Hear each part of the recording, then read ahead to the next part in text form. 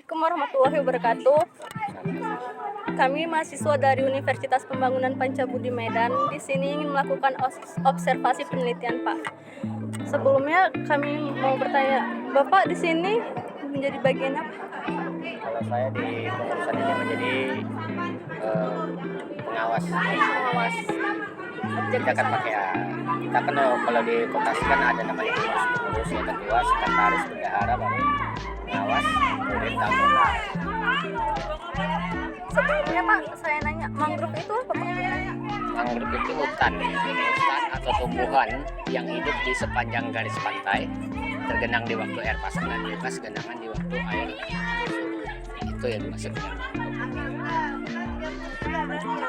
Saya mau nanya, Pak, apakah wisata pantai mangrove menjadi pendorong roda ekonomi masyarakat di sekitar daerah di sini?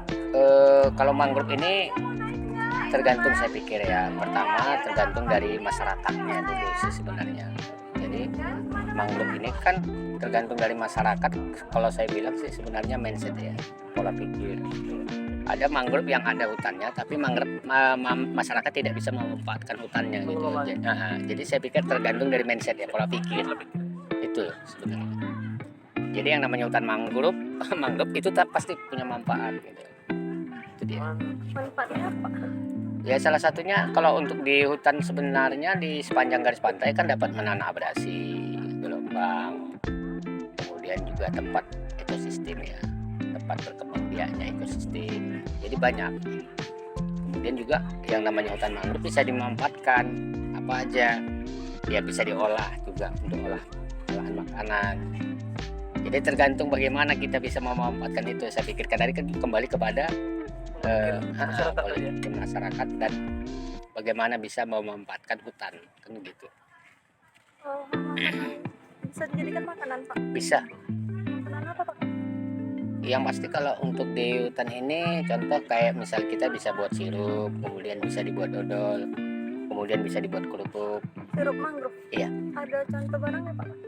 Kalau kebetulan ini nggak diolah ya, karena buah mangrove-nya kemudian teknik pohon buah mangrove-nya itu ya sirup.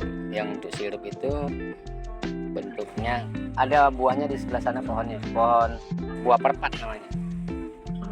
Jadi pohon buah perpat, nah ini dia. Ini yang bisa dibuat untuk mangrove sirup. Barangnya belum, nggak ada, Pak. Buahnya nggak ada, pohonnya ada tapi masih pentil. Ada pohonnya ini dia. Foto aja. Nah, ini bisa dijadikan untuk mangrove juga, Pak? Iya, jenis mangrove. Namanya pohon perpat atau buah pidada. Mangrove ini banyak jenisnya berarti? Banyak. Cuman kalau di sini nggak begitu banyak ya, ada beberapa jenis.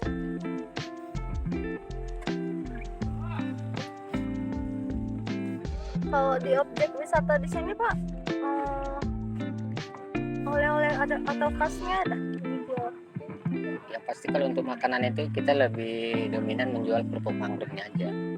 Ya ada rasa original, ada itu di sebelah sana. Ibu-ibu sedang ngolah kan ada rasa balado. Paling itu bisa jadi memang yang namanya olahan mangrove ini ataupun oleh-oleh sebenarnya memang kan kita secara umum, karena memang bahan-bahan yang kita olah itu kan tidak pakai bahan-bahan yang awet. Jadi kalau masa expirednya itu paling lama itu cuma 2 minggu ya, paling lama 1 bulan itu udah lama kali. Berarti Itu soalnya. mangrove ini bisa jadi peluang usaha ya, Pak? Bisa Buat sih masyarakat. sebenarnya. Kalau peluang usaha itu kenapa enggak? Karena memang yang namanya buah mangrove atau kerupuk mangrove ini kan bisa kita jual atau tergantung ya bagaimana kita memanagenya. Kalau kami kan memang untuk saat sekarang ini pesanannya itu berdasarkan dari pesanan anak-anak sekolah, baik kalangan kelas mahasiswa ataupun memang tamu-tamu yang kalau kita bilang pendatang yang memang termasuk kalangan komunitas pencinta alam gitu-gitu dia. Kalau harga kerupuknya, Pak, dari sekitaran berapa? Kalau kerupuknya itu sekarang 10.000 kayaknya satu bungkus. Kalau dulu 8.000 karena semua naik jadi dinaikkan. Jadi satu bungkus 10.000. Kalau wisata itu di hari biasa dan di hari libur itu seperti apa? Ya kalau untuk kunjungannya pasti jauh drastis ya. Apalagi sekarang ini kan bisa dibilang masa-masa sulit. Ini termasuk udah krisis, sampai krisis global sih sebenarnya. Dampaknya sama kita pasti ada. terkait dengan harga BBM naik. Jadi memang sama kita di ekowisata ini memang luar biasa dampaknya. Jadi pengunjung itu bisa dibilang kalau untuk hari Minggu untuk saat sekarang ini penurunannya kurang lebih sekitar 45%. Jadi Jumlah pendapatan pengunjung Pak, kalau Oh. di hari biasa sama di hari Kisarannya lagi. kisarannya Pak. kalau untuk saat sekarang memang kisaran untuk hari-hari biasa memang jauh kali. Ini, oleh-oleh nih kalau mau ya, ini berapa 10 ya? ya. Nah, kalau dulu 8 sekarang udah naik ini dia. Ini kerupuk jeruju ya. Ini rasa original, ini rasa balado. Ini rasa originalnya dan ini rasa baladonya. Ini yang lebih khas kita olah karena lebih gampang bahannya. Cuman 10.000 satu bungkus. Saya Pak, tadi pendapatan pengunjung wisatanya berapa Pak? Sekitaran berapa? Sebelum inilah Pak, sebelum apa Adanya krisis ini. COVID atau apa Pak? Kalau sebelum terjadinya pasca Covid itu kalau untuk di hari-hari Minggu memang pendapatan kita itu bisa dibilang di angka rata-rata hampir 10 juta ya per satu minggu. Satu minggu. Itu dalam satu hari aja. Per minggu ya. Nah, hari libur lah ya katakan. Nah, kalau hari-hari biasa memang Hari biasanya Pak? di angka bawah 1 juta lah. Itu dia. Kisaran 500.000 ke Tapi bawah. kalau sebelum pandemi memang ya bisa di angka 1,5 2 juta. Sebelum pandemi Nah, 1,5. pasti jauh memang. Kisaran di Nah. bawah 5 juta. Yang pasti memang untuk pendapatan di tahun dulu itu di tahun 2013, 14, 15 sampai 17 itu memang lumayan besar. Jadi pendapatan kami itu waktu itu untuk di hari libur aja bisa 30-40 juta satu minggu. Jadi mulai turun. Lagi sekarang udah ada apa namanya pandemi. Jadi Kiranya sekarang kalau tahun ini lah Pak, di bulan ini atau bulan yang lalu gitu, dari awalnya itu kisaran berapa lah itu selain hari weekend ya? Kalau untuk saat sekarang ini ya. ya Kalau sekarang ini paling kuat itu untuk di hari-hari libur paling di angka 4 aja. Pendapatan itu di depan ya, tiket masuknya aja. Tapi di luar dari unit usaha lain ya, karena kan kita pakai koperasi di sini. Kayak bisa di kantin, kemudian pondoknya, kemudian coffee shop. Nah itu beda-beda, karena semua ini satu manajemen kan. Jadi nggak ada kepemilikan punya si A dan si B, semua itu sebenarnya satu wadah. Jadi pendapatan ini sekian, pendapatan ini sekian. yang baru nanti dibagi lah ya kan. Nah itu pembagian itu berdasarkan dari pembagian SHO. Jadi karena kita kan pakai koperasi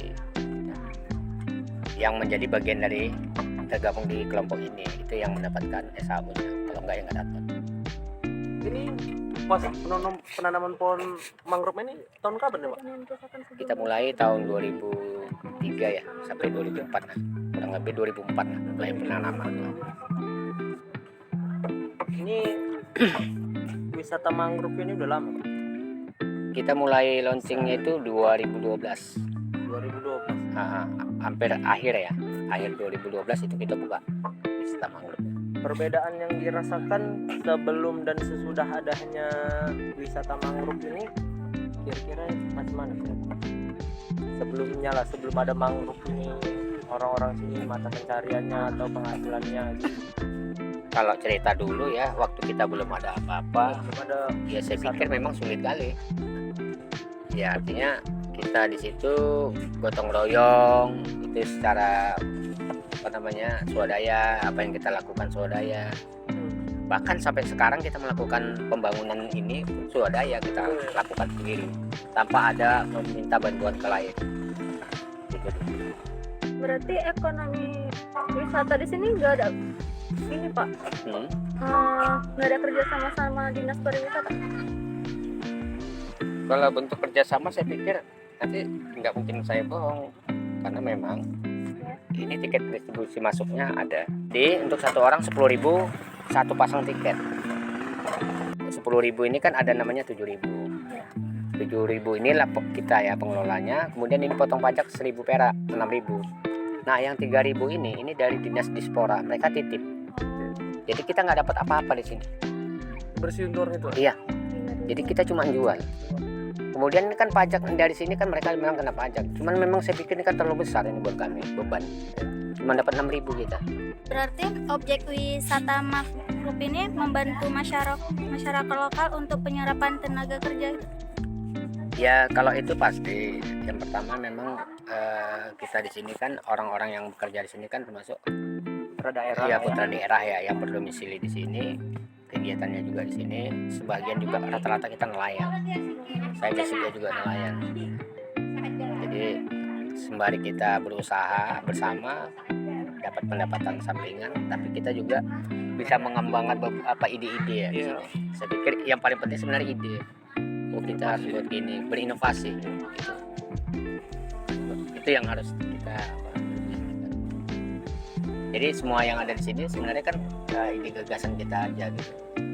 Ya dari masyarakat untuk masyarakat. Iya. Dari kita. Ada gitu basicnya. Assalamualaikum warahmatullahi wabarakatuh.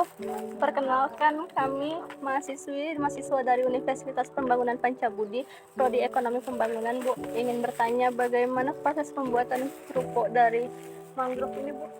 Proses pembuatannya. Iya. Yang pertama kali kita siapkan daun jeruk ya kan. Habis itu kita buangi durinya, kan ada durinya sama tulang tengahnya. Habis itu udah kita buang bersih, baru kita siapkan bumbu. Bumbu ada bawang putih, ada ketumbar, ada anak udang, ada gula, ada garam. Cuma itu aja. Kita nggak pakai mecin gitu. Habis itu kita siapkan tepung. Tepungnya mereknya Shanghai. Tepung apa tapioka, tapi merek Shanghai. Daun jerujunya dalam 1 kilo tepung dia 1 on daun mangrove tadi. Nah itulah proses pembuatannya. Habis kita cuci buang duri tadi, kita cuci bersih, kita blender. Habis di blender kita masak sampai mateng lah daunnya. Habis masak udah kita satukan bumbu sama tepung tadi, kita adon si bumbu sama tepung, si daun tadi kita masak udah matang, kita apakan ke tepung. Itu jadi pengadonan sampai kalis. Habis pengadonan baru kita cetak sama ampia. Kalau minyaknya minyak kemasan, nggak bisa minyak ini, dia agak cemana ya gitu, kurang minyak yang itulah proses pembuatannya. Itu Bu, minyaknya kalau pas mau masukkan Dipanaskan dulu. nunggu panas Bu ya. Nunggu panas, tapi jangan terlalu panas, nanti dia cepat gosong. Kalau kita bilang nggak masak tapi dia udah gosong gitu. Kalau boleh tahu, Bu, omset per bulannya dari kerupuk ini berapa, Bu? Nggak tentu deh, tergantung inilah pembeli. Ya. Nah, kadang-kadang kalau masih yang rame dulu, yang sebelum Covid, 1 bulan itu bisa dapat 2 juta, 3 juta, nggak tentu lah. Ya kisaran gitu ya.